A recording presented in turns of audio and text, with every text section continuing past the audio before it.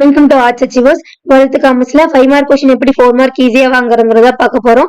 So ஒவ்வொரு கொஸ்டினும் நம்ம ஸ்டார்ட்டா கொடுத்துட்டு இருக்கிறோம். நேற்று ஃபங்க்ஷன்ஸ் ஆஃப் செபி பார்த்தோம். இன்னைக்கு நம்ம வந்து பவர் ஆஃப் செபி பார்க்குறோம். ஸோ நம்ம 7 days பிளான்ல 14 இம்பார்ட்டன்ட் கொஸ்டின் கொடுத்தோம். அந்த இம்பார்ட்டன்ட் கொஸ்டினுக்கு மட்டும் ஷார்ட்டான ஆன்சர் கொடுத்துட்டு இருக்கோம். இது போக உங்களுக்கு ஏதாச்சும் கொஸ்டின் ஈஸியா வேணும்னு நினைச்சீங்கன்னா அந்த கொஸ்டினை வந்து நீங்க நம்ம டெலிகிராம் பேஜ்ல வந்து டைப் பண்ணி சென்ட் பண்ணுங்க. அந்த கொஸ்டினுக்கும் நம்ம ஷார்ட்டா போடுறோம்.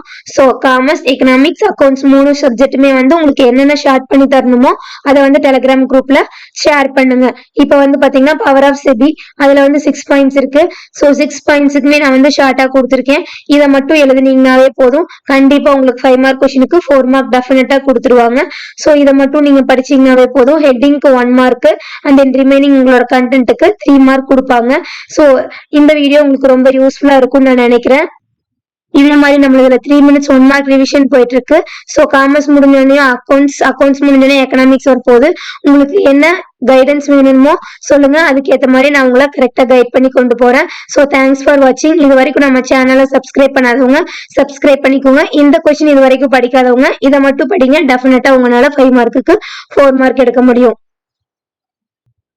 உங்களால 4க்கு 5 மார்க் கண்டிப்பா வாங்க முடியும். So subscribe arts achievers. Thanks for வாட்சிங்.